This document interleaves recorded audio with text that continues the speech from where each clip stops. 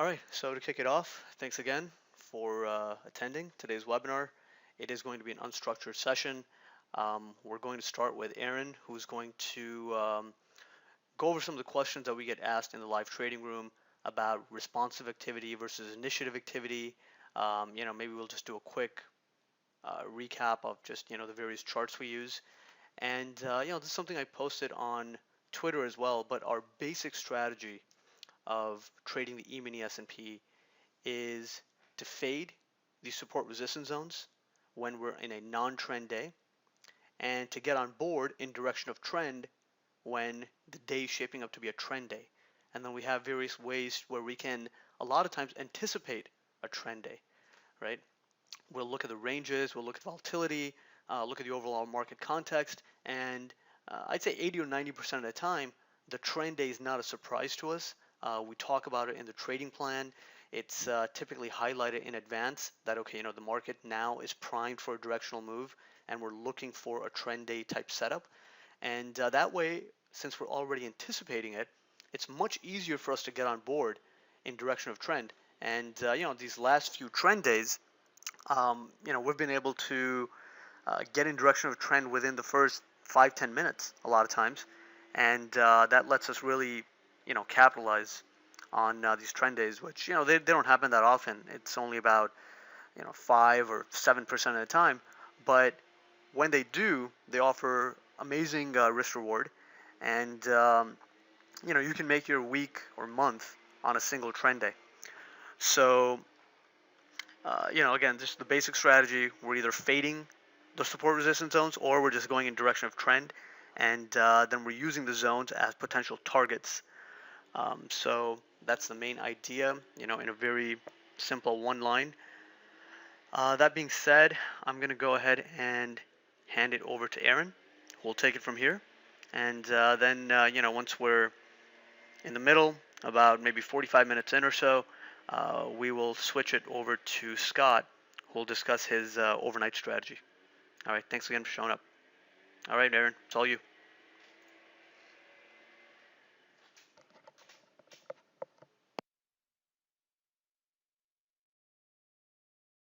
Thanks, Oasis. How's the microphone sounding to you guys? Is volume good? Sounds good, all right. Yeah, welcome to the room, everybody. Thanks for coming in on Saturday. We were thinking, like Oasis mentioned, we get a lot of questions during the week about, just about general stuff, about the markets, about the ideas, and we cover a lot of it in the trading room. But because the markets are moving and we're talking about what's going on, it's better to spend some time on the weekend. In particular, since Thanksgiving's coming up, I'm going to be out of town Wednesday and Friday. So we figured we'd do some extra kind of educational sessions in the weekend, almost as a bonus, because we're going to be, the markets will be slower and we'll be closed for, at least I won't be there for a day or so. The room will still be open. So just kind of wanted to go into that, in a real big sort of core important concept that, that we always talk about is just the general idea of initiative versus responsive, trend or range. Like I always said, if you could sum up our whole view of how to trade the S&P, it really is fade, support and resistance on non-trend days and go with trend days.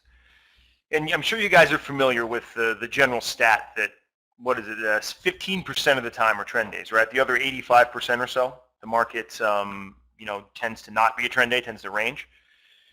That's, my statistics kind of back that up too. But it's important to understand how to play both, right? If you've been a subscriber to the site for a while, particularly when you first started out as a subscriber, I'm sure you noticed if you just blindly played every single zone, there'll be periods where you're just crushing it, right? Every zone, it's like ping pong off the zones. Every zone gets nice bounces, but all of a sudden there's certain days and certain times where it just blasts through like 3 zones, right?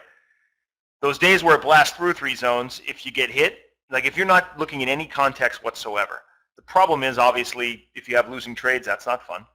The next part is that if you don't understand what's going on, it'll also hurt your confidence as you're trading going forward. So not only will you take some losses that day, but you're probably going to be way too gun shy the next days after that.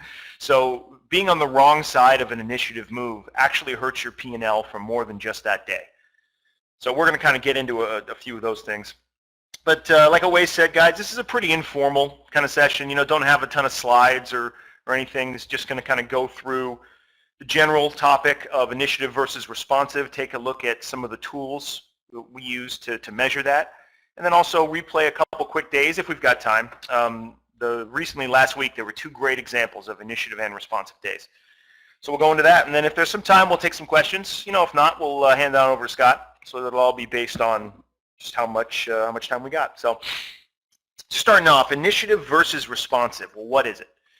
Initiative means trend, responsive means range. We've all seen, whenever you're looking at charts, basically charts go in ranges, and then they break, and they go directionally, and then they stop, and they go in ranges again, right?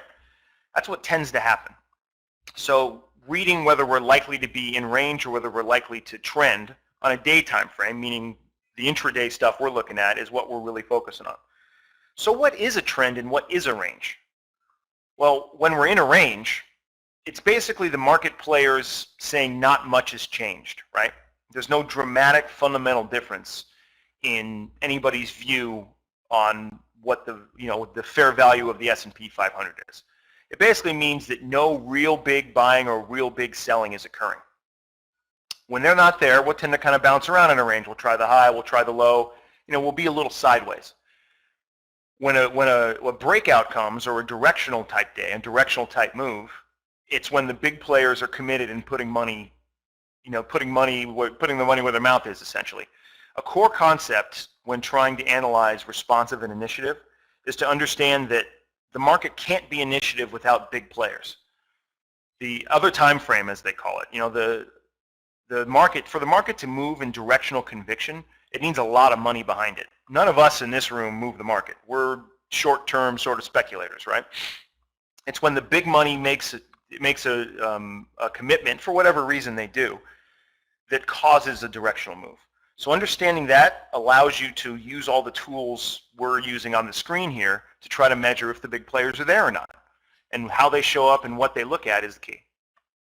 So the market's generally, if it's in a range, we're kind of waiting for more info. Ideally, in a range, you're not seeing the big players present. And what's the general strategy if you're in a range? Fade the outsides back to the middle, right? What's the general strategy if you've got a break? Go with the break, don't fade it. That's the real basics. So a couple of the tools we use to read this, there's really a few different tools. The first one is price action. We're going to talk about some of the examples of the price action itself, what it looks like when we have a directional move or a ranging move. The NYSE tick. This is the New York Stock Exchange reading of the number of stocks with their last trade that was either on an uptick or a downtick. So the NYSE, the New York Stock Exchange tick, is reading out of the 3,000 or so stocks in the New York Stock Exchange in the last second. How many of them traded on the last trade? Every second it updates. How many of them traded on an uptick or a downtick? So it's kind of a short-term measure of if there's broad market buying or selling. And the other one we mainly use here is the internals, right?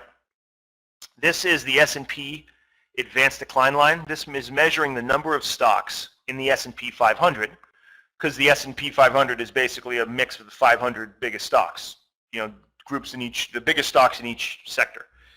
This is measuring how many of those stocks of the 500 are above or below their previous day's close. This is the VIX. Don't use a ton of that. The VIX is good, and this is the New York Stock Exchange advanced decline line. The main one we're going to be talking about today is the S&P 500 advanced decline. Then the other one we can take a look at sometimes is this chart I have down here. This is called relative volume. Don't need to get too much into it, but all it's measuring is up until this point in the day, whatever time of the day it is, what percentage of the normal volume are we doing? So we're about to replay Monday, and as of the open on Monday, this was trading about 70% of normal volume that we've done up until that point, and it runs throughout the day. So now, before we look at examples, and we'll look at Monday and Wednesday, let's talk a little bit about what we expect some of this stuff to look like. The main question we're trying to ask really is, what environment are we in now? And then who's involved? If we're in a ranging environment, all we're looking for is, are there signs of really broad market buying and selling? because that is a sign that we're breaking out of the range, right? If you start to see really strong buying or selling. If you don't see that really strong buying or selling, if you get to the edges of the range, but you're not seeing enough conviction in the market, that is a clue that we're still in that range, so you want to be looking outside in, as it's called, fading the outside of the ranges back to the middle. So what that would look like, particularly off the price action, is real directional price action, right? What's it look like when a lot of buyers or a lot of sellers hop in? First of all, the open type can be really strong or weak, meaning it can be open drive, open test drive, that sort of thing, if you're familiar with open types. The next thing, at least price action-wise, is the open type, but also the strength of the move, the speed of the prints. That's important. One of the most important readings we use is pretty quantifiable, is the S&P advanced decline line. The concept of range and trend, being in a range, to break out of a range, you need a lot of strength or a lot of weakness, right? So if you need a lot of, say, strength to break out of a range, that strength, one of the ways to measure it is, well, how many stocks out of the S&P 500 are above their previous day's close? How much broad market buying is going on, right? If it's zero, does that tell you there's a lot of strength? Now, this isn't in a vacuum. There's context to all this. It's never this straightforward. But in general, if you're getting a zero reading on the internals, what's that telling you? Some stocks are up, some stocks are down. That's not a really convictional market, right? What if it's plus 350? What if net 350 out of the 500 stocks are above their previous day's close? Well, that's pretty bullish. All of a sudden, you've got most of the stocks above their previous day's close, which shows you there's some broad market buying going on. Does it make sense to you that if there's 350 stocks above their previous day's close, there has to be some pretty good buying going on, right? It has to be broad. Now, there's times where that changes, but just in general, as far as the concept is concerned, it needs to be pretty broad, right? That's pretty broad buying. So on the S&P advanced decline, what you look for really is around 300, plus or minus 300, as levels of strong market participation on the upside or the downside. And then relative volume is another one. If we're specifically looking for big market players to be taking positions or not, they're going to be doing it in large volume. They're not going to do it, the big market players, by definition, when they're involved, the volume gets much higher. So when relative volume is low, meaning when we're trading less volume than we normally do, say normally, the last 20 days, the last 50 days, whatever measure you want to use, if we're trading less volume at that point in the day than we normally are, it kind of gives you a sign that perhaps the big market players aren't involved. So those are the tools we use to kind of manage. And then the NYSE tick is the last one, just to get into specifics. Very strong and weak readings on the New York Stock Exchange tick are plus 1,000 and minus 1,000. And plus 800 and minus 800 are also very strong and weak. 600 is pretty moderate. Is moderate strength, moderate weakness. So by the how many stocks at one point are being broadly bought or sold can also tell you if there's a sign of any strength or not. So that's going to be what we're looking for on this particular day. The day we're going to cover right now is Monday the 12th. And what I will do is bring up the trading plan for Monday the 12th. So this is what you guys can see going into this day. This is what we were looking at. Overnight, the ES found support at 72.50, which was down here. In fact, you know what, guys? Let me put the overnight high and low in here for you, so we know what it did overnight too. 72.50 was the overnight low. Overnight VPOC was 80.25. And then the overnight high was 81.75. There we go. Okay. So back to the plan. Responsive buyers push price back up towards Friday's value area high of 82.25. So buyers came in at the bottom of the previous day's range and pushed it back up near the top, right? Heading into the day's session, we'll be using 77.75, 79, 77.25, 79 bull bear to establish bias. On the upside, above 77.25, 79.25, we've got pre-market resistance at 82.84, which is right up here, followed by initial, it's 87.89, that's above.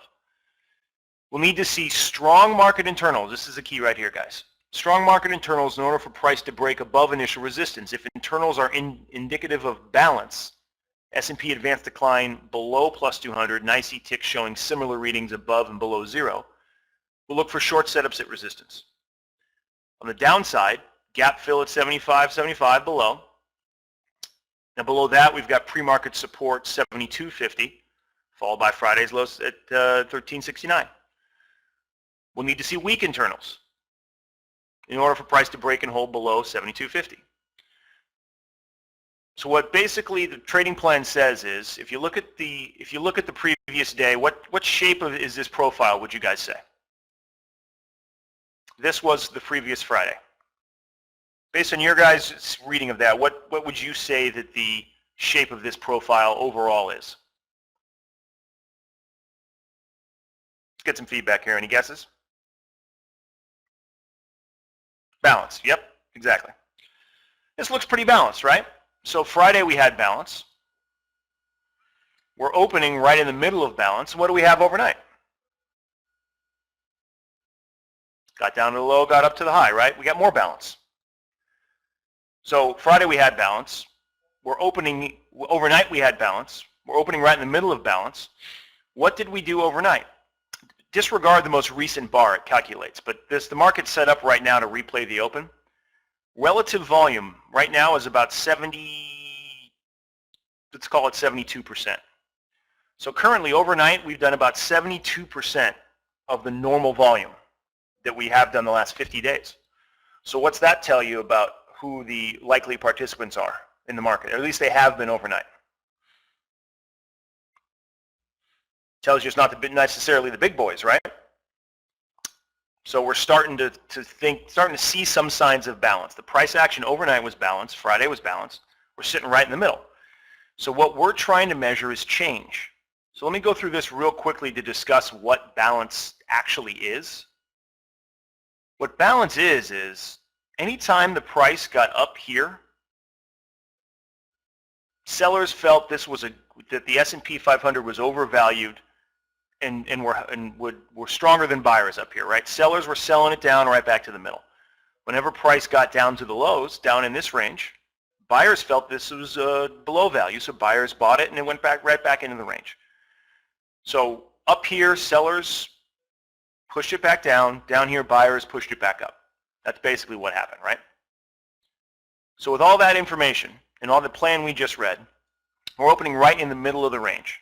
The main question we got to ask ourselves is, are we going to break out of this range or are we going to fail? Is anybody else having issues with the sound?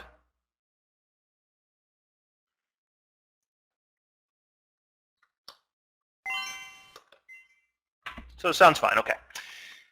So that's the main question we're trying to ask, right? After a balance day with signs of balance overnight and the low volume, we're going to go, okay, are we in balance or are we out of balance? Well, so far we're in balance. So what are we going to look for on the open and when price moves using these tools we just talked about?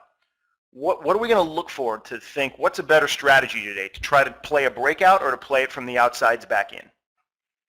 We're going to be looking at the price action, the New York Stock, the NYSE tick. We're going to be looking at the S&P advanced decline and the relative volume, right? There's other tools, but those are the main ones we're going to look at. So just going into today, remember the plan always said, going to need to see the S&P advanced decline above 200. He says if the S&P advanced decline is below plus or minus 200, look to sell resistance and buy support. Because we're going to need to see broad market buying to push this out of the range. Yesterday when we were up here, when it got up here, sellers said thank you and pushed it back down. Buyers weren't that interested. So if we see broad market buying up here, that's something that's changing the situation, right? All right, so knowing that, let's, are we good so far, guys? With the concepts I just went through before we start the replay. Any quick questions there, or does that make sense? Give me some feedback. Yeah, it makes sense, right? Exactly, okay, good. If the big boys are involved, they're going to be show the large traders can't hide, and they show up. They can try to disguise it, but in the end, they can't hide. They have to take positions, and when they take positions, it usually looks a certain way. So all we're trying to measure is anything different. So let's get this started. I'll hit play. This is going to be playing at about 1 second for every 30 seconds that actually happen. So and I'm going to pause as we kind of go through. But the main thing we're going to be looking for is, as we progress, what are the main readings? And if we're seeing balance, screen right there for a second, guys. There we go. If we're seeing balance, we want to sell resistance above and buy support below. Okay, here we go.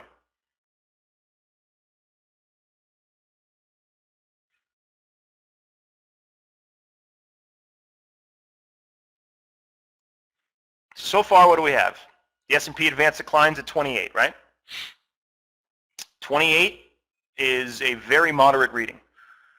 Remember, plus 200, plus 300 or so is aggressive. Plus 200 is starting to get a little strong, plus or minus 28. So the S&P advanced decline, as we would sort of expect in the middle of balance, is pretty moderate. The tick so far, you have to ignore the very first bar because it just sort of puts numbers in before it starts calculating.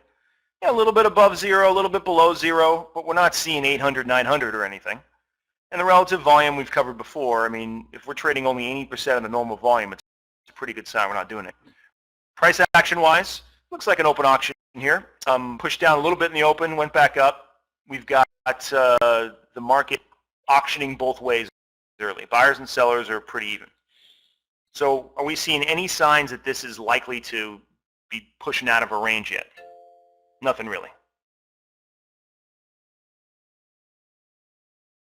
You know, buyers and sellers on both sides. Market, the price action's pushing up and down. S&P advanced decline line is positive, but it's not that strong. Right?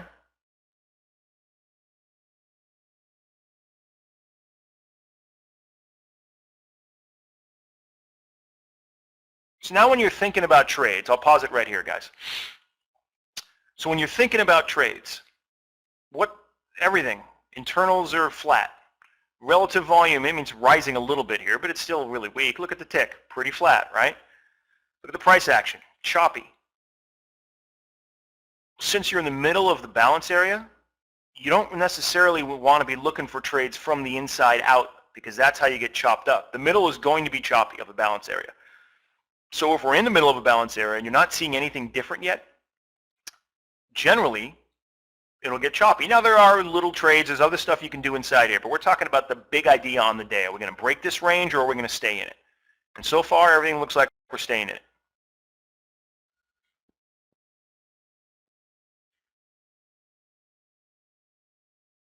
And if we're staying in it, we want to sell resistance and buy support, targeting the middle and maybe the opposite side, depending upon how it looks. That was a half hour in the market. Isn't that great to speed it up?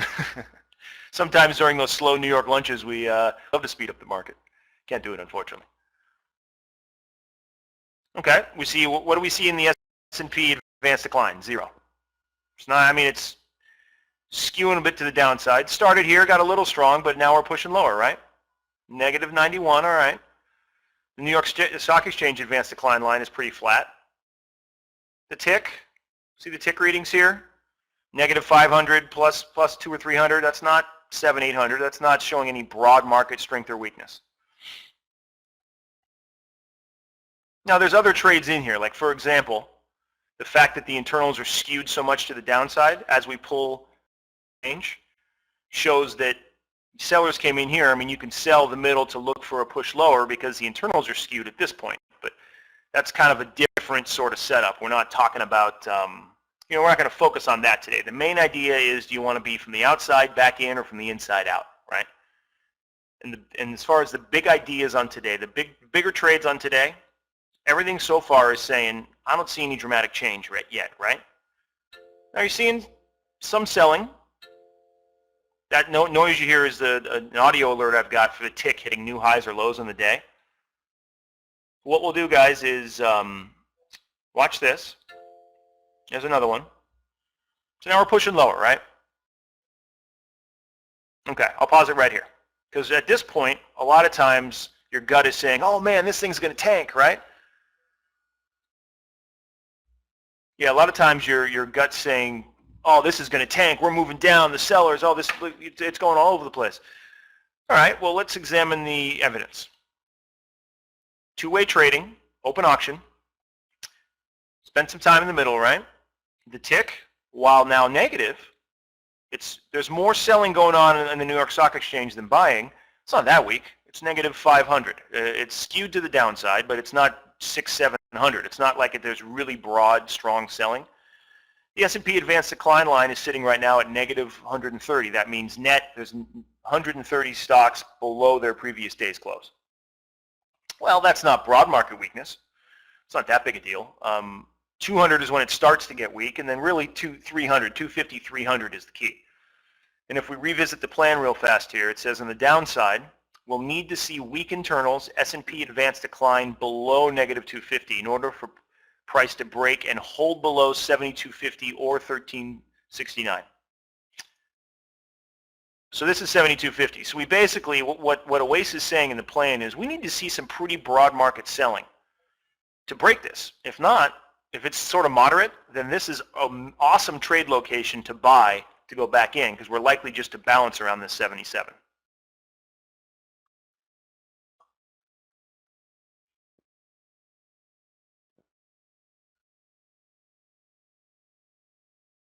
Let's take a look. So all we're thinking about here is what are we going to do if price gets down to, yeah, tick divergences in a vacuum don't mean much, Dave. We're just asking right now, what do we do when we get the pre-market support? Because that's the zone, right? And the plan tells you. Plan said, unless the internals are below negative 250, we're going to look to buy it, and it's going to be killer location. So what we're trying to go for here, too, guys, in explaining some of this is that you can understand the why of the trading plan a bit. If you get some conviction and understand why the trading plan is the way it is, you'll be able to stick to it a lot more. So let's pause it right here. 7250 to 73 is pre-market support. What are we seeing in the internals? Negative 160. That's not negative 250, right? So we're not seeing really broad market selling down in the bottom of this. Well, yesterday, the buyers stepped in. We're not seeing any broad market selling here. We're not seeing anything different. The NYSE tick, while negative, is still pretty moderate, right? It's only negative 550 or so. That's not really broad market selling. So based on all the criteria we covered, is anything here telling us that the market is likely breaking out of this range?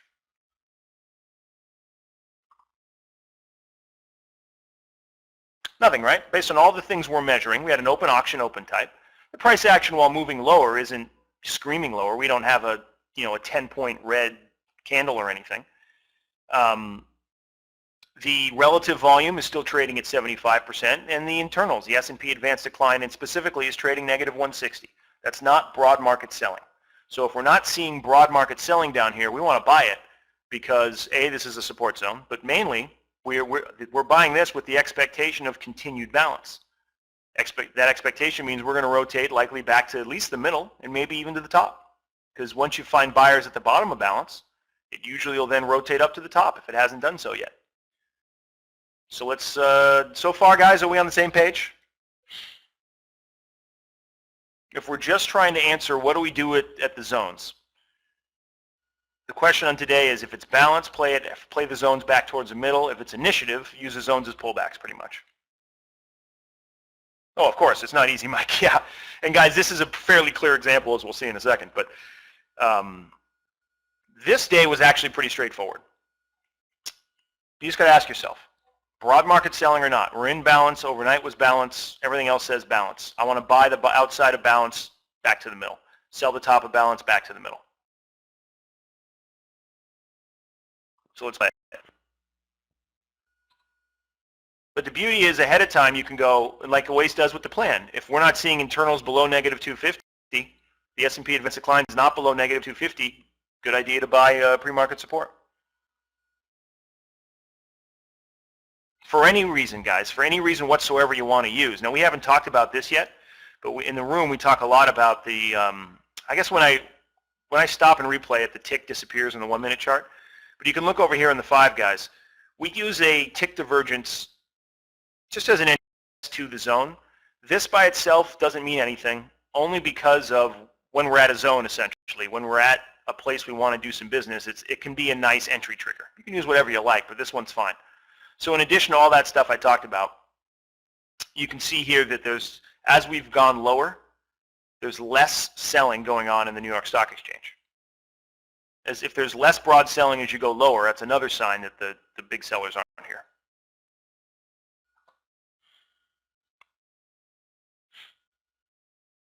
So remember, if we're keeping it simple, we're just trying to ask, after a balance day in particular, are we playing the outside back in, or are we trying to think we're going to break out here?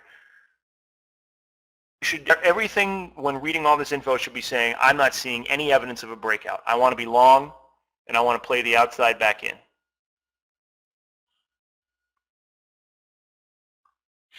So we're at the zone, right near it. You know, this is a case where you don't necessarily 73, just mark it or do whatever to get filled because the location's great. If this is the middle of the range, this is likely the bottom. Look at the internals rising now, guys.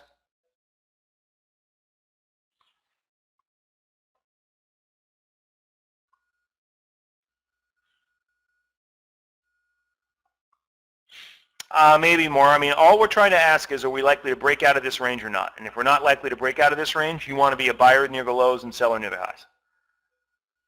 So this right now calls for being long here, targeting 77, and then, you know, perhaps 81 and 82. But mainly 77 to 79, the middle of the range.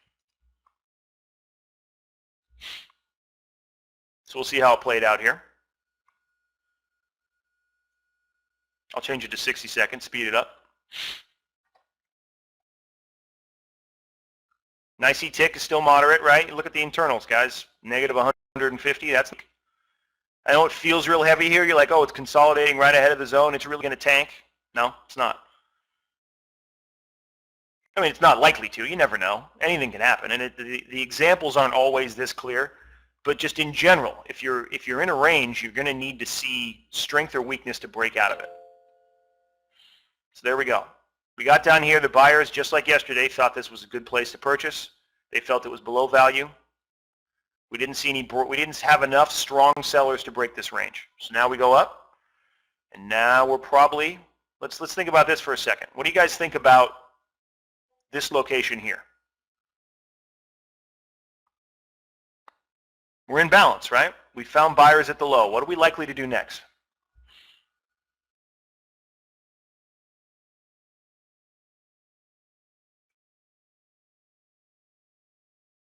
Rotate, yeah, but you know, what's our main? Actually, I disagree. What's our main play in the day? What's our main strategy? Do we want to be looking for trades in the middle to break out, or do we want to be looking for trades on the outside to go back to the middle? Edges, yep. So this location here, is this an edge? It's right in the middle.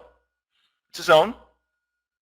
And a lot of times, if you just play zones, you're thinking short here. But the problem is, we're in balance. We just bought the lower end of balance. This is the middle of balance. You generally don't want to trade the middle of balance. You know, this is strictly on a balanced day. There's other types of days where this is a wonderful idea. But we've just found buyers at the lows, right? We're probably likely to rotate up to the highs. So if all you're doing today is I'm going to buy the lows and sell the highs, you're looking long down here and short up here.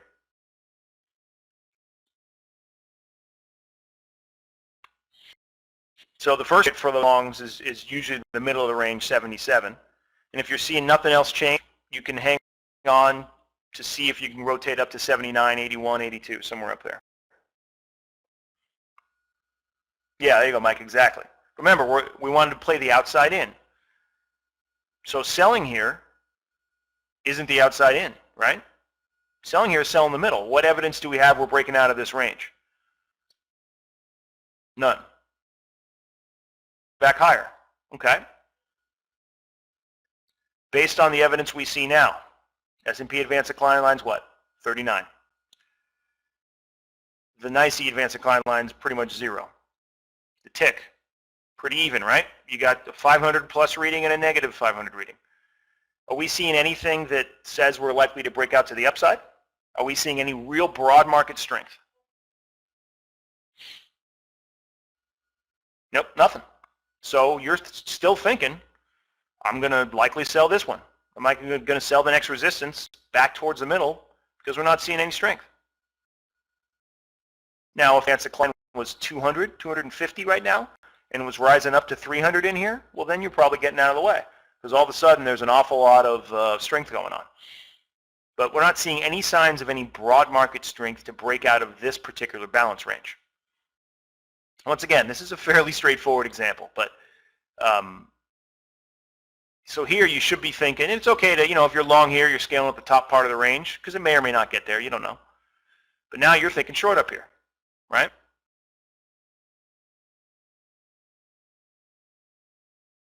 Because the plan specifically said if the internals are between plus 200 and negative 200, you want to be looking to sell resistance and buy support. Well, here we go. There's a test of resistance. Internals are plus 110. So there's no broad market buying going on right now either. Now there's two ways this can appear to you. You can say, oh, looks like strong buying. Look out, it's going to go to the moon. Or you could say we're stretched. Because we're not seeing any signs of broad market, strength, this is nice and stretched. This is beautiful location for a sell here, right back to the middle. So let's see how it played out. Once again, they all don't quite look like this, but this was a real good example of a balance type situation.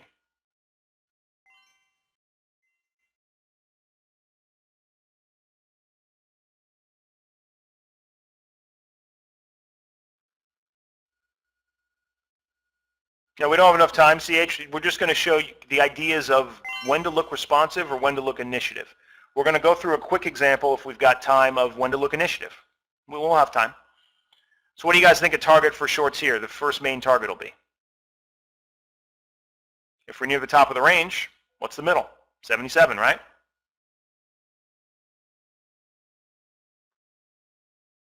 Yep.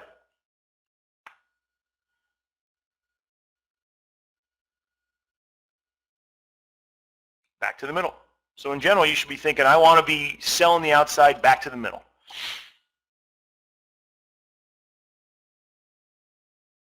And as we mentioned briefly, I mean, there was reasons early and some other things to sell this, but for the big idea on the day, what we want to cover is once we get to a first clean test of support or resistance, when are you thinking to fade it? When are you thinking to get out of the way?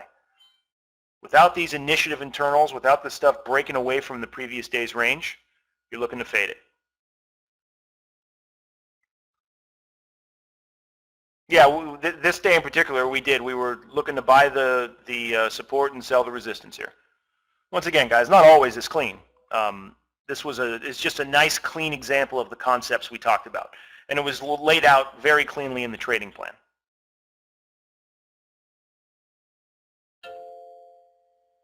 A new tick low, but you see how, guys, now we're getting to back to the bottom part of the range here. I mean, it's still the middle. This is the chop. So if you're playing all this, if you're buying this thinking we're going to break, there's nothing that says today we're going to break out of this range.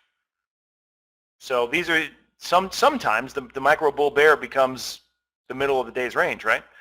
Those, if you tend to get chopped up on those days, this is what it looks like. So there's only two times I'd say, if you guys look at your P&L, if you go back through your P&L for the last couple months, your daily P&L, and pick all your largest losing days, my guess is they're going to be one of two forms, maybe both. They're either going to be trend days you just got ran over on, or they're going to be range days like this where you were playing the micro bull bear inside out and you just kept getting chopped. You bought here, you didn't get a scale, you got stopped. You sold here, you didn't get a scale, you got stopped. Like back and forth, that kind of thing.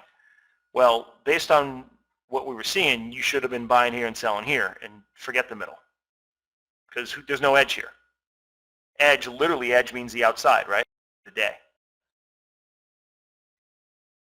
So before we move on, guys, and show that pretty much covers this day. Before we move on, and we're going to show an initiative day, do these concepts make sense, right? The previous day was balanced. We opened in balance. The overnight was balanced. The relative volume was very low, so there wasn't a lot of big players putting positions on. There wasn't a lot of broad market buying or selling going on.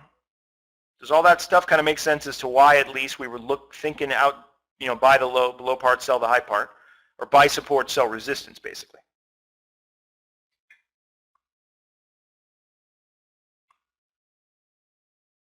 Now, it's not this straightforward all the time, but what you should do, guys, is go back, study your charts, and also study the site, study EMiniPlayer.net, and just start going back through days, rereading the plan with this stuff in mind, because Owace talks about it in the plan all the time.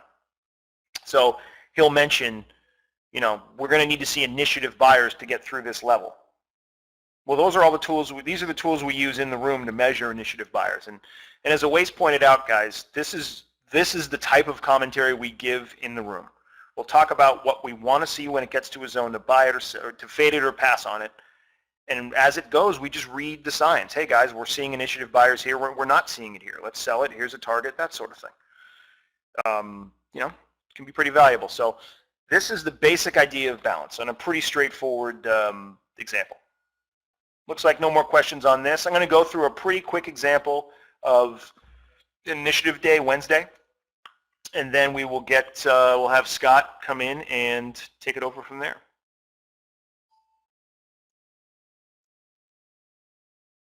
This one will go pretty fast because if you guys understand what a responsive day looks like, you understand what an initiative one looks like too. So real quick, guys, I'm going to draw the zones here for Wednesday, the way they were set up. Micro bull bear. I don't need to draw too many of them. I remember what happened. 76, 78. Pre-market support was 71, 72.50.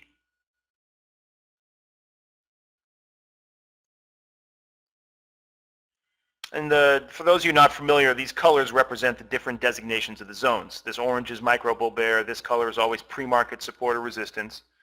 Then everything else is the support or resistance zones.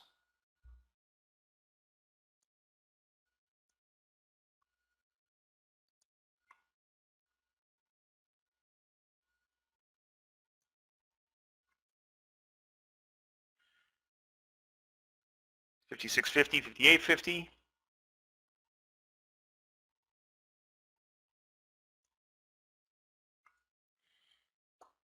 $55, $52.75.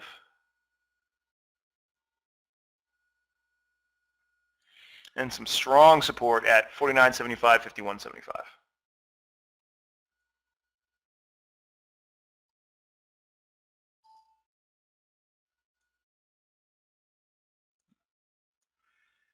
There we go. So let's take a quick look at the plan on this day. Overnight responsive buyers were active at 72.50, got a push to 81.82 resistance, which attracted responsive sellers. We'll be using 76, 78 as the micro bull bear today. And here's the key, guys. Today, we're now looking for a directional move away from here. Below it, pre-market support, 71, 72.50. Sellers need to break and hold below this area to gain momentum. It's actually the same area, it's a couple days later. Break and hold below 71 would open the door for testing initial support at 62.64, all the way down here, right?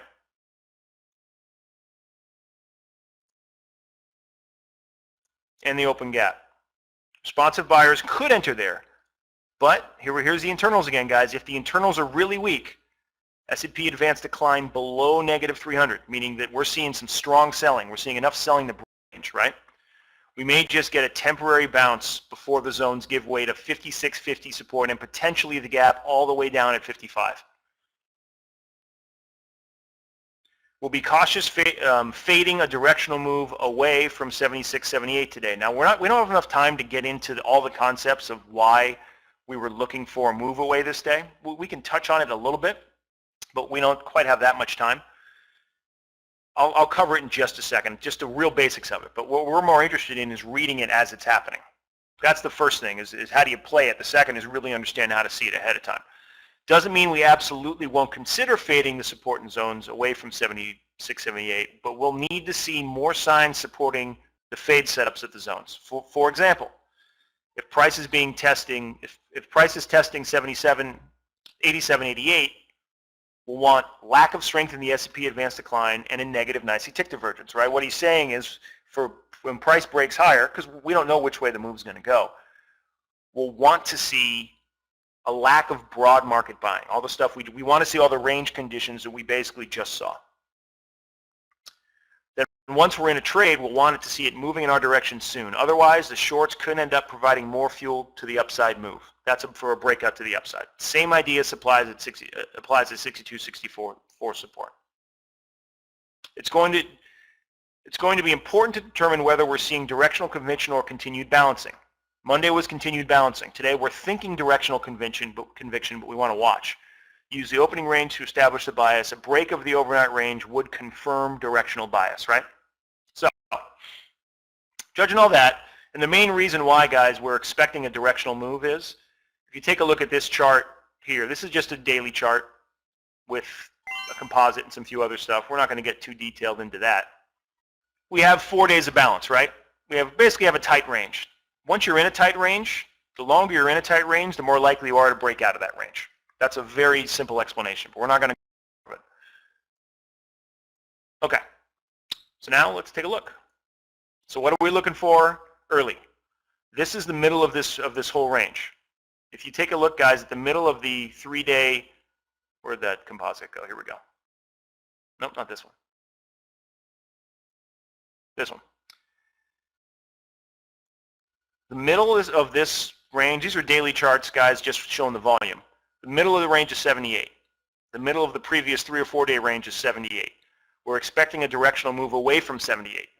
So what are we going to be reading as this is pushing higher or lower? Remember last time we were looking for strength or weakness, but if we start to see aggressive sellers, that's a sign we're going to break. Because previously buyers would step in and push it back higher, but now if the sellers are more aggressive down here than the buyers, that's your sign. And if the buyers are more aggressive up here than the sellers, that's your sign. Let's take a look. Using all the tools we've covered before, let's let this play out for a bit.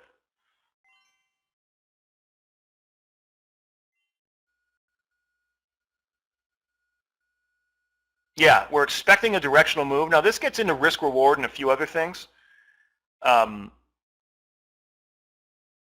Maybe beyond the scope of this simple webinar, but we were looking to short right in here, right off the open. For a lot, because we were expecting a directional move. So if we got one, I mean, your risk reward in here is astronomical. Because remember, guys, the extended target below is 55. So that's 22 points away from 77. So what we're seeing right here, real quickly, is price moves a little lower and price pushes higher. But as it's pushing higher, look at the tick. It's just flat. It's dead. That's sort of an open type, an open fade. And also, this is a real aggressive risk-reward trade. So we were looking short right around here, targeting pre-market support and maybe lower. But I'll get in. That's kind of a subtle read. I'll get into how the character of the market changes and how you can see a breakout coming soon.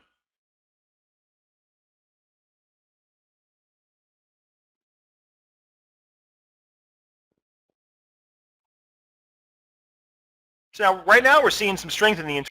Okay, it's a pretty good push up. But let's watch how they change. Let's watch what happens.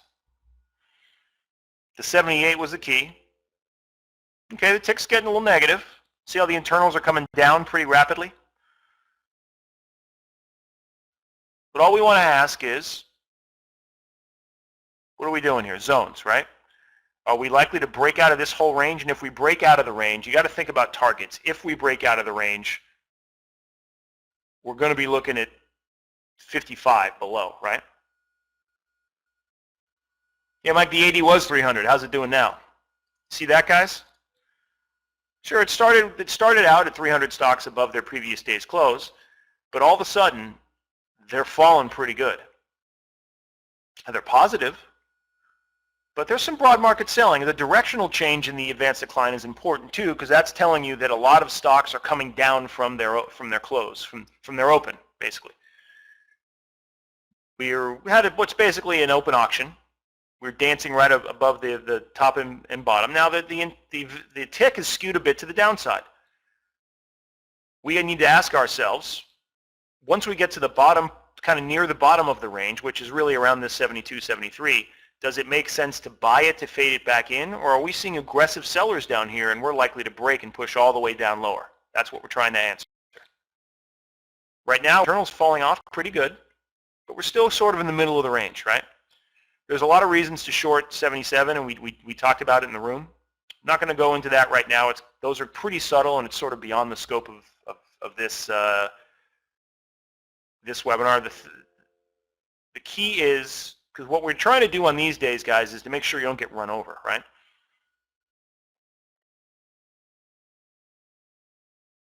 So we're coming down into initial support. Internals are falling pretty rapidly. We rejected that 78 level, which is important. So we're seeing selling. We're seeing some signs of selling right from the middle of the range. It'd be one thing, guys, if we just sat here and balanced around 78 for a bit and then went, but we touched 78 and right away people are selling. Now, there's not any real broad market signs yet. We don't know. You see, negative 400 is not that big a deal. 53 on the internals is not weak, but they are falling a lot, so you need to notice that.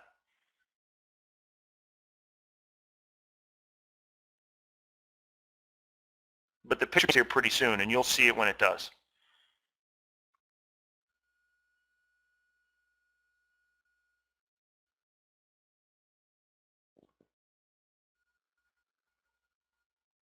It's coming down into pre-market support. Even if you wanted to buy pre-market support here, you're not seeing anything just yet that's saying crazy aggressive sellers, but, you know, we're seeing some signs.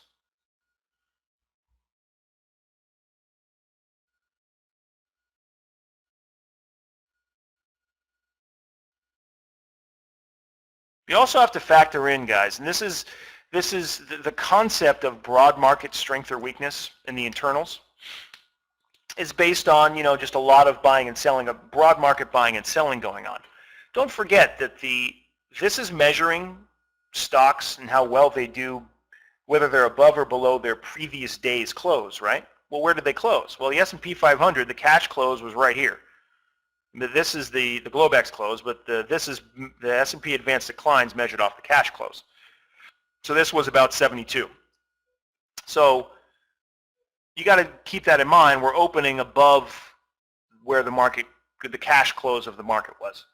So you're going to see a bit of a skew to the upside on it. You know, the S&P Advanced Decline, I mean, the S&P doesn't always close in the middle of the range. So you got to have to factor that in a little bit. But so far, we're seeing selling. We're seeing the internals dropping. We're seeing price rejecting that 78, which is very important for a lot of reasons. We're seeing some movement. We don't need to make a decision yet. I mean, if you haven't done anything yet, this is sort of the spot. The plan, the overnight low was right around here, by the way. The plan said breaking of pre-market support and breaking of the overnight low needs to be confirmed for sellers to be in control.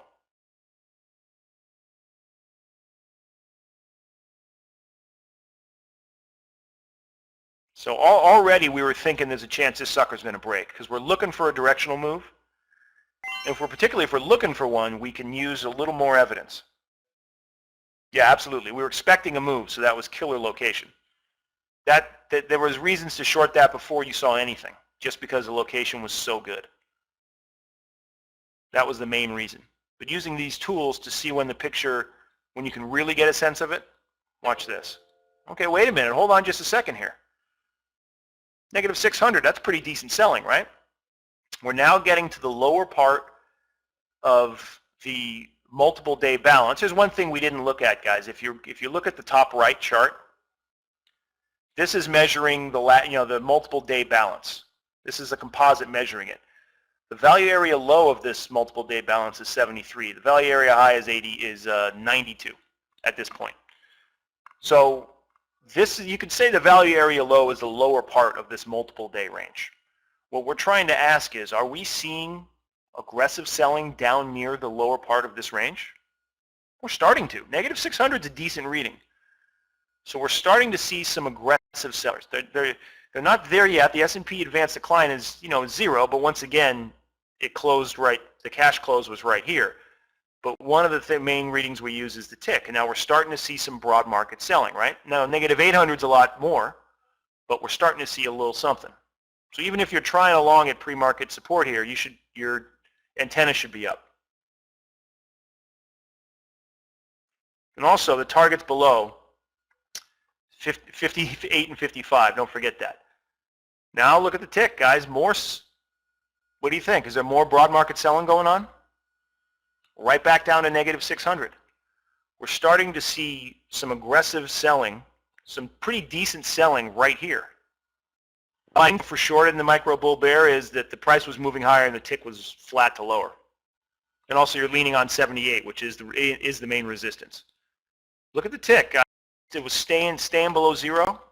You see how the internals were still falling?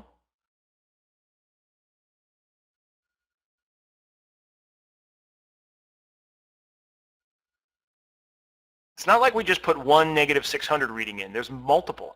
There's selling going on across the New York Stock Exchange, decent amount.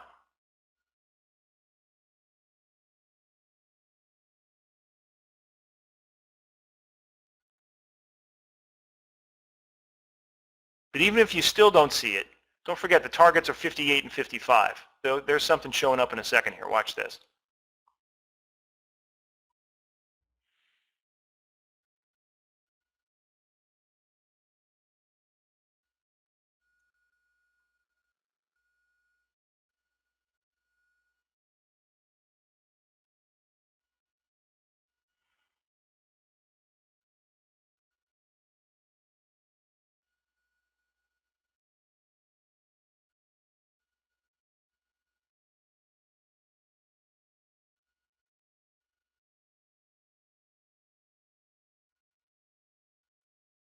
Okay.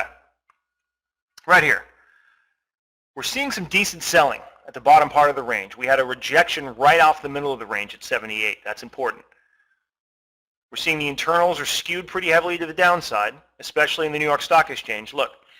And oh, I forgot this one thing, guys. Relative volume is pretty decent, 110%. We know since we rejected the micro bull bear and we're looking for a directional move and we're seeing some signs of weakness. Now, these aren't killer signs of weakness yet, but because we're looking for a directional move, we're seeing any signs of weakness. It's not a bad idea. Pull back, and this isn't a zone, but a lot of directional days, VWAP can be a decent support and resistance. As we're pulling back, we just put in a tick divergence right here. All right? Price is making a higher high on a real small term level, and the tick is making a lower high. It means there's less buying going on than selling. Now, let's also look at the skew of the tick. What we call the skew is, has it put in a more extreme reading on the downside or the upside? Well, right off the open, you got to ignore that. Negative 600 and multiple negative 600s, guys. Not just one. It was down here a lot. One real quick plus 400 that has been rejected. We talked about this one. Another one. If it's going to break right here and it's going to accelerate. Watch this. Yeah, so you could look long, Mike, but the context, remember, there's always little divergences everywhere. Are we going to break this range or are we going to balance? Those negative 600 tick readings, the tick staying below zero, broad market selling. This is just all selling, guys. What the tick does, if it stays mostly above or below zero, is important. We're trying to ask, are we likely to range, or are we likely to?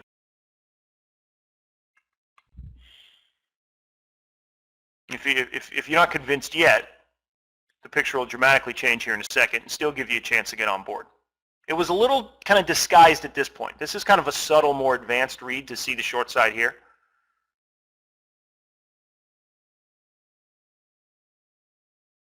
But it changes pretty quickly.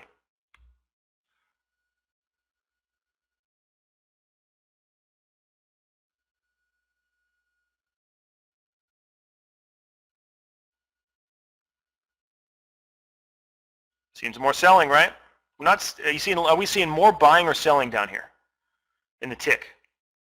Ask you guys that question. Right now we're at the lower part of the 3 or 4 day range. This is where we expect the buyers to go, hey, this is a sweet opportunity. This is really below value. If they're going to do it, they're going to push it up. But what are we seeing? More broad market selling in the New York Stock Exchange than buying. we're seeing the internals still pushing their lows, right? Internals aren't bouncing higher. They're pushing below zero.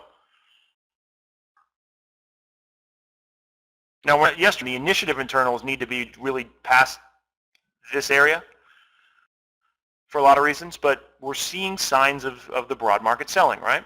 It gets clearer in a second.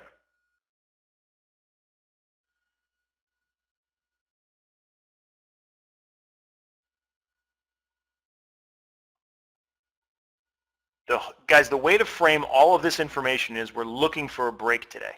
Per the plan, we're looking for a break.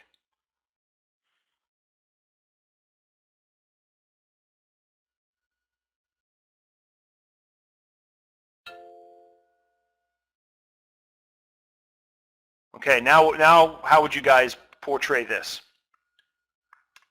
Are we seeing aggressive buyers or sellers now at the bottom part of this 4 or 5 day range? Pretty clear, right? We just put in a negative 700 tick. The internals are falling rapidly. The tick is staying mainly below zero, which means across the New York Stock Exchange there's broad market selling going on. What did the plan say the targets were? If the sellers assume control and they've just broke the pre-market support and they've done it they're pretty clear now. They've just shown everybody what they're doing. They were trying to hide it as much as they could here, and then they just showed themselves. What's the target? You guys remember? We won't get into why the target's the way it is. That's the extended target. Yeah, Rick. The targets were initial support, which was 62.64, 56.58, and 55. Breaking from a multiple day balance, guys, you don't want to fade it, right? So even if you bought here and you took a loss, right now, so let's say you missed this, you didn't see it yet here, even if you bought here and took a loss because you were going, wait a minute, the S&P internals are zero, I'm buying, blind, right? You ignored the tick, the other stuff. Right now, you should go, okay, I know what's going on here. This is aggressive selling, breaking out of a range. The target is now 62.64, 56.58, and 55. I'm getting short. It's when you try to buy this and buy everything down is when you get run over. You should be thinking short now. So even if you miss this stuff, because if the eventual targets are so much lower, you've still got plenty of time to get on board a good short. So what do you guys think from at this point right now? What would be a good, if you haven't, what's a good spot to look for a short? Any other guesses? Yeah, exactly, right? Bingo, guys, 71. Pull back to the zone, especially the breakdown retest part. Now, do you guys think it makes sense to be more conservative and wait for the middle of the back of the zone, or more aggressive and just take whatever you get at the front of the zone? Let me get some more response. Aggressive, right? And why would that be?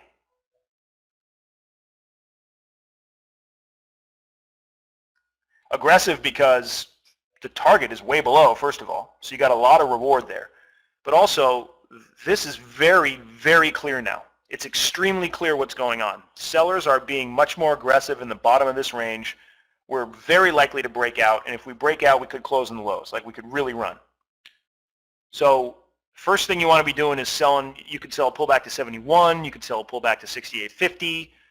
671 is the best because really the first target's 64, but there's more targets below. So we'll speed this up. Well, I'll play this part, and then we'll just speed up the rest of the day, guys, because at this point, it's a breakout from balance. You should really just, the main thing to do is trade that direction, catch the main move, and good. You can fade it at certain points, but we're not going to get into that today.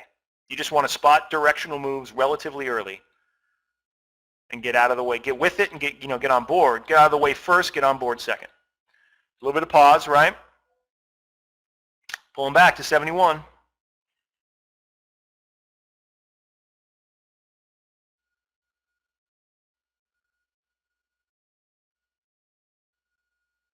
There you go. Pull back to 71 and watch. It'll actually do it again and give you a divergence.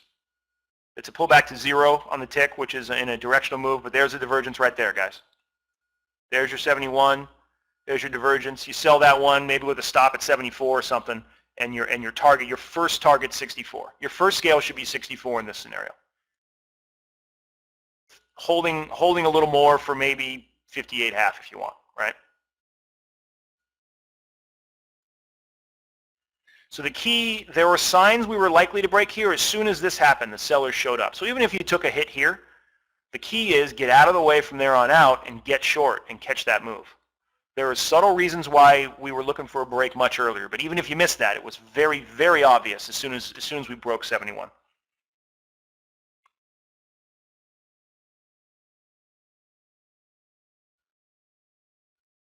So any questions, guys? We'll let the day play out, but what are we seeing? Internals falling, tick staying below zero, broad market selling. There you go. All that stuff you want to see. Any questions on what we covered, responsive versus initiative? Basically, when at the edges of ranges, if you're seeing aggressive buyers or sellers at the edges, aggressive buyers at the top of a range, aggressive sellers at the bottom of a range, that's a sign we might break. If you're not seeing those guys, you want to fade them back to the middle. Yep, well written in the plan. The plan, Awais puts it in the plan pretty much every day very well. It helps a lot. But what do we have now? New tick low, negative 900. This is breakout time. So don't even want to think about fading it. Yeah, all days. I mean, it's pretty amazing. So any questions at all, guys? This will pretty much cover it.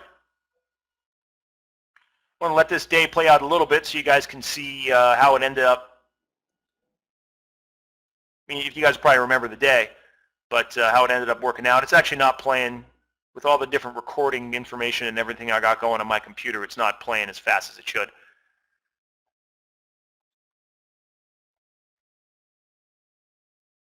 But is there anything that's telling you to buy this? Look at the internals. Now they're negative 250, right? Now they're officially initiative. But the tick gave us the clues before. Play for a quick counterbalance at initial support? Yeah, absolutely you can.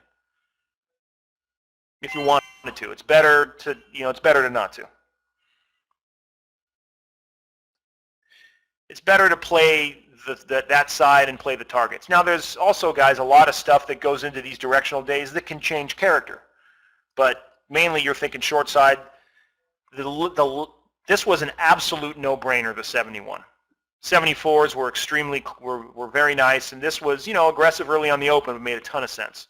This was good. This was a complete no-brainer, I think, the 71, if you understood the context and the plan that day.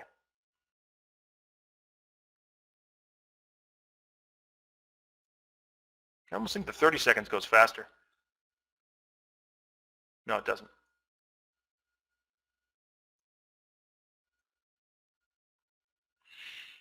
So anyway, guys, yeah, that'll be about it. What ends up happening on this day, I don't want to take up too much more time because Scott's going to hop in here in a second.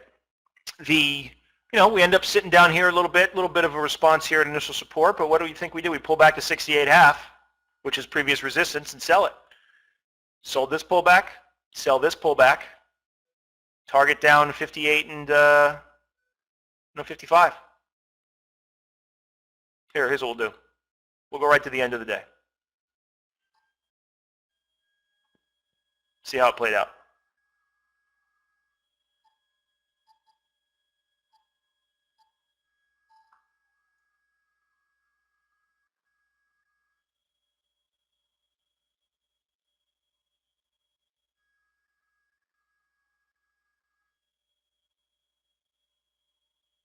So here's how the day played out, guys. Initial support, bit of a bounce, pull back right to the previous support is now resistance, 68.75. If the target below is first target 64 and the rest of the targets are much lower, we're still seeing initiative internals when we were up here, still seeing all the heavy negative readings. Sell this, target below, sell this, target below. And then you got the liquidation. Based on this liquidation, probably not going to be buying much here. Now there was a real heavy tick reading that there was some capitulation there, but ended up getting all the way down to strong support. So there you go, guys. I hope that was helpful. Covered initiative versus responsive, kind of the stuff to look for. It looks like we recorded this, guys, so hopefully that'll help. Let me ask those last quick questions. Matt, what are the levels? And they're generally initiative at plus and minus 300. You just want to see it's broad market strength or weakness is what you're measuring. There's not a magic number. We're just trying to measure, are the big boys involved? Are they buying and selling in places they weren't before? So this is a great example, guys, of some of the stuff we go through in the live trading room.